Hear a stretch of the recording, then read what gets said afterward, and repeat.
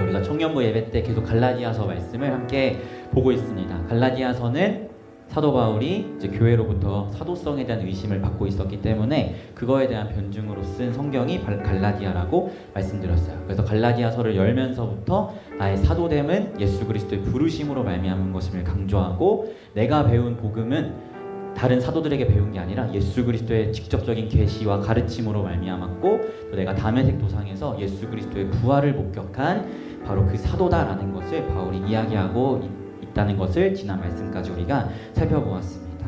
그런데 여러분 생각해보면 바울의 사도성을 의심했다면 또한 교회가 무엇을 의심했겠어요?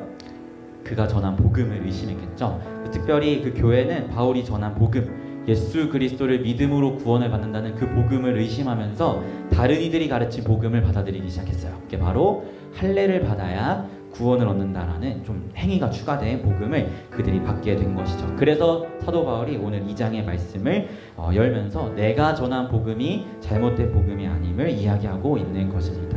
특별히 2장 1절에 보면 14년 후에 내가 예루살렘으로 올라갔다라고 이야기하는데요. 여기서 말하는 이 예루살렘으로 올라간 이것은 사실 사도행전 15장에 바울과 또 예루살렘 교회의 유력한 자들이 모여서 행하였던 예루살렘 회의를 지칭하는 표현이에요. 이 예루살렘 회의가 왜 열렸냐면 사실 그 당시에 이 갈라디아 교회뿐만 아니라 다른 교회에서도 할례를 받아야 구원을 받는 것이냐 아니면 믿음으로만 받는 것이냐라는 신학적인 도전들이 있었어요. 그래서 베드로와 그 사도들이 모여서 함께 회의를 하고 이 신학적인 정리를 행하였던 것이 사도행전 15장의 예루살렘 회의입니다. 그 예루살렘 회의에서 내린 결론은 할례를 통해 구원을 얻는 것이 아니고 오직 믿음으로, 예수 그리스도를 믿음으로 구원을 얻는다는 결론을 내리는 것이 예루살렘 회의였어요. 이 갈라디아서 2장에서 나오는 이 예루살렘에 올라갔다는 이 말은 그 예루살렘 회의를 이야기하고 있는 거예요. 내가 예루살렘 회의에 가서 유력한 자들과 함께 회의를 했고 그 가운데 우리가 내린 결론은 예수 그리스도를 믿는 믿음으로 구원을 얻는다는 이것을 우리가 결론을 내렸다. 다만 베드로는 할례자에게 이 복음을 전하는 사도로 부름받았고 나는 이방인에게 복음을 전하는 사도로 부름받은 것이다 라는 이 결론을 이야기하면서 내가 너희에게 전한 복음이 잘못된 것이 아니고 오히려 거짓 선생들이 이야기하는 그 복음이 잘못된 것이다 라는 것을 바울이 이야기하고 있는 것입니다. 그런데 우리가 한 가지 주목했으면 하는 것은 바로 3절, 4절, 5절인데요. 우리 이 말씀 한번 같이 읽어볼까요? 3, 4, 5절 말씀 같이 읽어볼게요. 시작! 그러나 나와 함께 있는 헬라인 디도까지도 억지로 할례를 받게 하지 아니하였으니 이는 가만히 들어온 거짓 선제들 때문이라. 그들이 가만히 들어온 것은 그리스도 예수 안에서 우리가 가진 자유를 엿보고 우리를 종으로 삼고자 함이로되 그들에게 우리가 한시도 복종하지 아니하였으니 이는 복음의 진리가 항상 너희 가운데 있게 하려 함이라. 아멘. 바울은 의도적으로 디도라는 사람에 대해서 이야기를 꺼내고 있습니다. 그리고 디도에 대해서 이야기할 때 내가 이 헬라인 디도에게는 일부러 할례를 받지 않게 했어라고 이야기해요. 하지만 바울의 또 다른 제자 디모데라는 사람도 있거든요. 근데 그 디모데라는 사람에게는 바울이 할례를 받도록 하는데 내가 디도에게는 할례를 받게 하지 않았어라고 이야기하고 있음을 우리가 보게 됩니다. 바울은 왜 디도에게 할례를 받지 않도록 했을까요?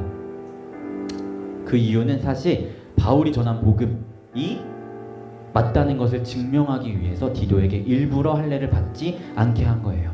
만약에 여러분이 생각해 봤을 때 바울이 복음을 전할 때 할례가 구원의 기준이 아니고 예수 그리스도를 믿는 믿음이 구원의 기준이다 라고 이야기해놓고서는 그의 모든 제자를 다 할례시켰다면 그의 말에 힘과 신빙성이 있었겠어요?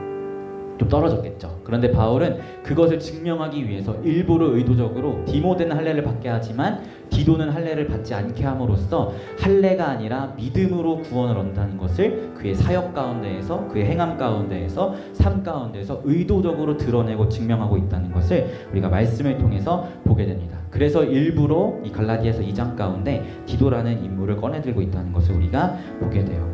저는 이 바울의 이러한 모습과 태도를 우리 청년부가 담고 배울 수 있었으면 좋겠어요. 우리가 수도 없이 복음에 대한 이야기, 하나님의 말씀에 대한 이야기를 하죠.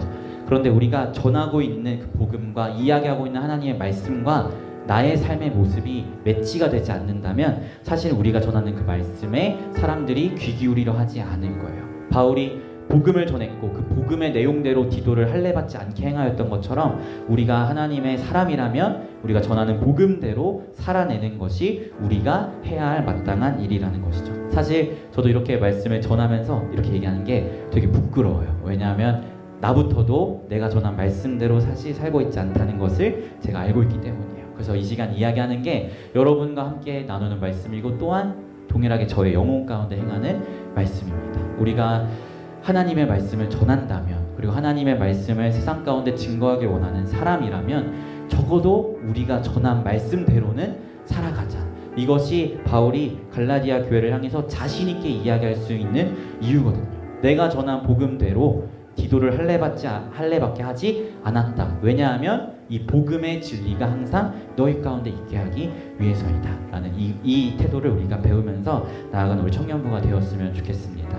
원래 게임도 오랫동안 하면 항상 거기엔 고인물들이 생기기 마련이잖아요. 근데 저는 신앙생활도 마찬가지인 것 같아요. 우리가 신앙생활을 오랫동안 하면 어느 순간 우리의 신앙도 사실은 고여있기 마련입니다. 교회의 문화에 고여있게 되고 교회의 이런 형식, 예배 형식에 고여있게 되기 마련이죠. 그런데 우리가 이 고인물에서 탈출하여 날마다 새로워질 수 있는 비결은 우리가 전하고 우리가 듣는 그 하나님의 말씀대로 살아내는 것 밖에는 없어요. 왜냐하면 하나님의 말씀만이 항상 새롭고 하나님의 말씀만이 우리를 새롭게 하는 힘과 능력이 있기 때문에 우리가 오랜 시간 동안 신앙생활을 하더라도 고이지 않고 날마다 새로울 수 있는 비결은 우리가 듣고 우리가 전하는 그 말씀대로 살아내는 것이라고 저는 생각합니다. 그래서 사랑하는 청년부가 이런 은혜가 있었으면 좋겠습니다. 그리고 저도 그렇게 살아가고자 노력하려고요.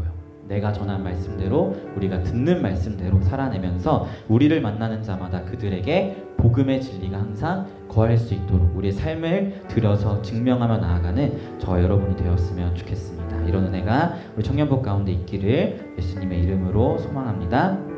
아멘. 제가 기도하고 우리 같이 기도했으면 좋겠습니다. 하나님 아버지, 그렇습니다. 오늘 바울의 모습을 통하여서 우리가 도전을 받으며 나아갑니다. 바울은 그가 전한 복음에서만 그친 것이 아니고 그 복음대로 자신의 사역들을 펼쳤고 자신의 삶을 살아갔음을 우리가 말씀을 통하여 보게 되었습니다.